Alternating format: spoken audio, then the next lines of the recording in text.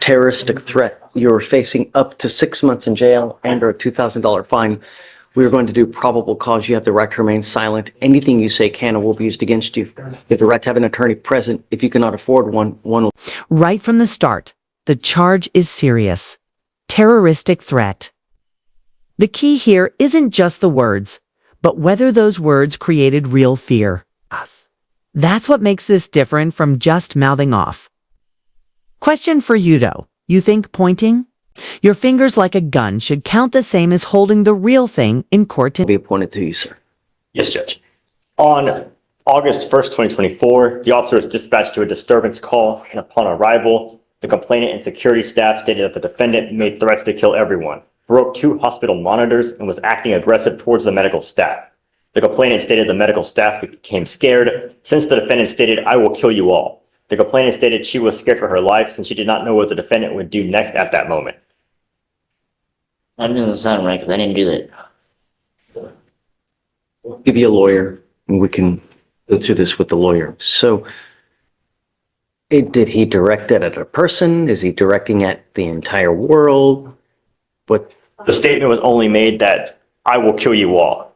And it says the complainant stated the medical staff became scared, and the statement was that "I will kill you all." That's all we have from the DMs, Your Honor. And then furthermore, the complainant did state she was the only one at the hospital at the time of the officer's arrival, since the rest of the medical staff had gone through a shift change and she was the only one there. So it's not exactly clear who was there when the statement was made. He just said, "I will kill you all." All right, so who's it directed to? Just. I don't even know if that happened.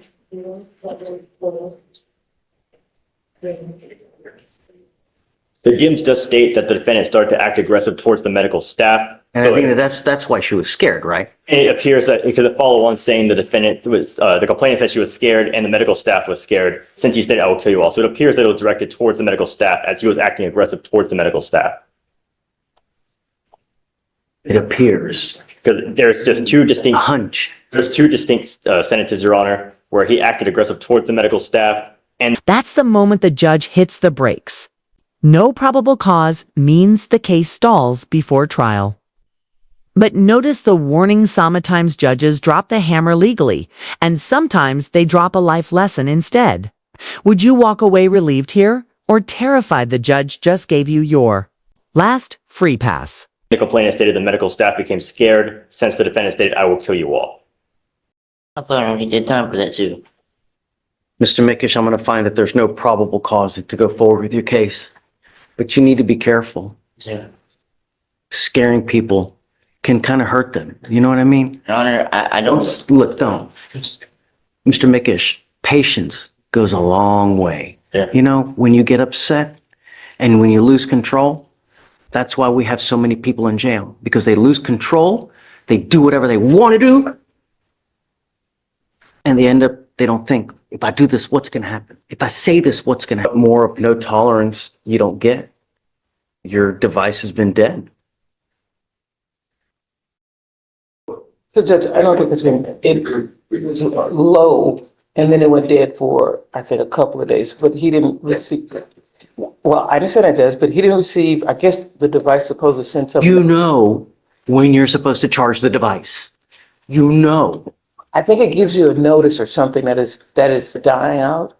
And so it didn't give him notice. So he went to pretrial service to have him check it out to find out what was going on with it. But he's been on bond for a very long period of time with no issues whatsoever. That doesn't give you the justification to do what you're doing. Judge, I will say that I contacted the device people over at 49, whenever he reported yesterday. They stated that He only reported yesterday. yes, we observed. Unacceptable. Unacceptable. Well, no, Judge, he reported because I told him that the device, that this was filed. That's the only reason why he reported over there. The only reason he cared enough to go was because you told him he had to come to court. Otherwise, it would still be dead. It would still be non-functional. I don't think that's the case, Judge, because it's been functional the entire time that he's had the device. So this is not he's been out for 2 months and the device has not been functioning. That's not it. This was just filed 2 days ago. Because I wanted to take care of it now. And the reason is that he's on probation for a violation of protective order, picks up an assault of a pregnant person, and then picks up another assault of the same person. And he has another assault dismissed, and they're all the same person. And I told you that there was no tolerance in these cases. And I have here that you have a dead battery since 210 of how long was the battery dead? According to the viewer, I believe it started on the 10th, and then whenever he reported for.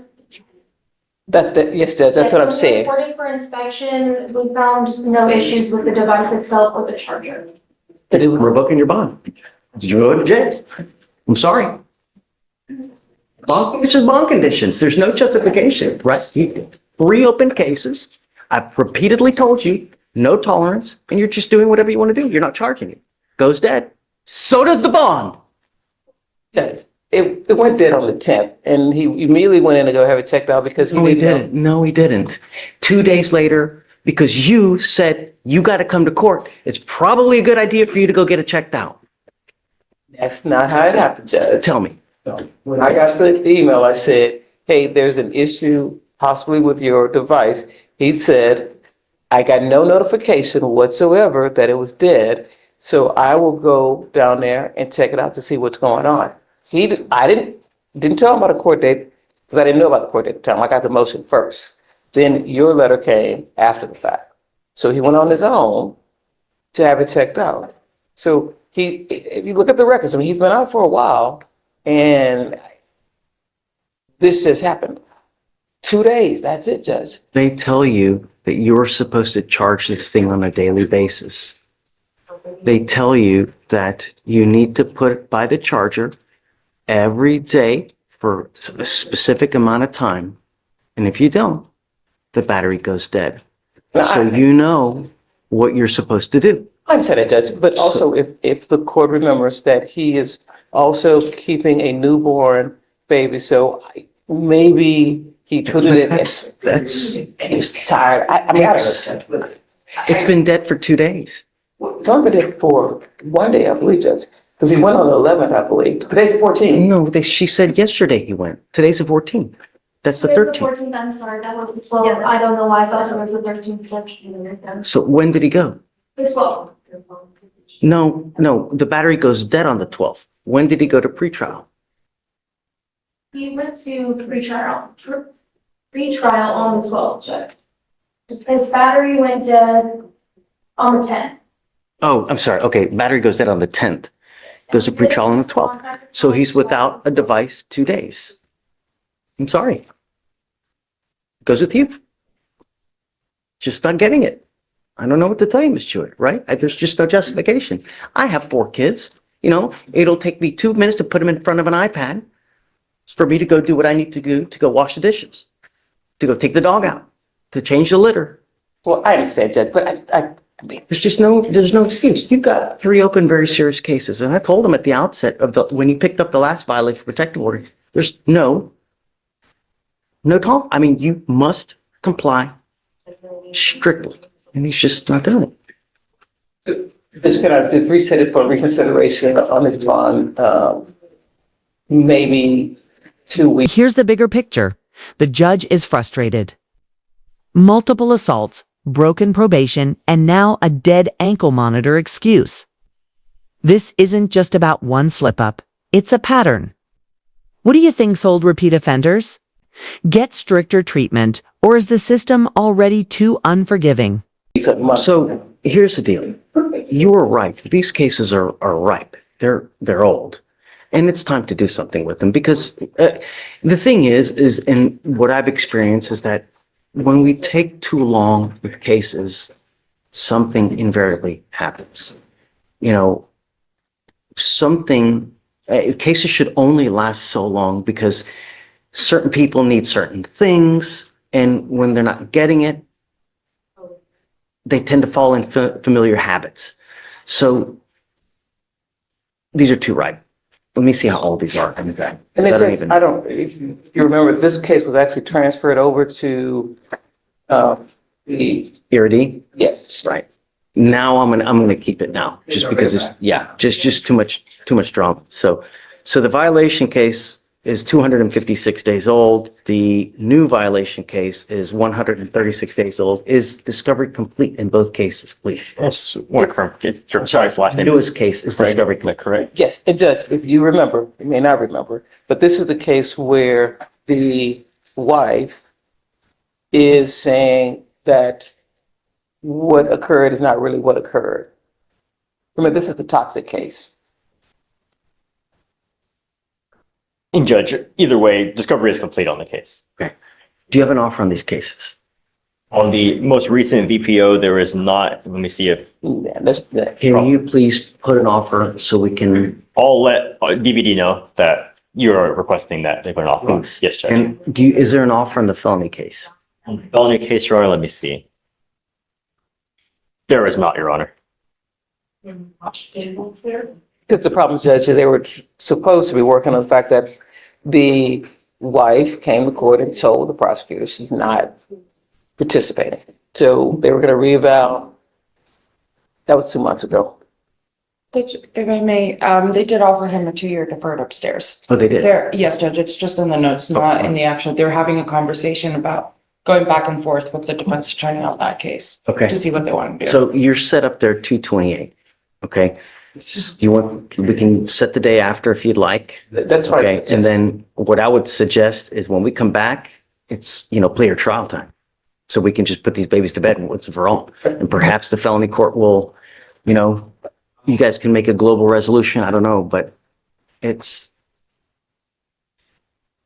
if I don't do what I'm doing now, I'm enabling. And I'm saying it's okay for you to do what you're doing without any consequence. And it's not. He has to understand that there's consequence. This is the fourth time, it's over and it's over and it's over. And I can't. Understood, Judge. And I understand that you have to zealously advocate, and I'm not begrudging you for doing it, right? Certainly not. Of course not. But I can't continue to enable it, So, okay, you got it.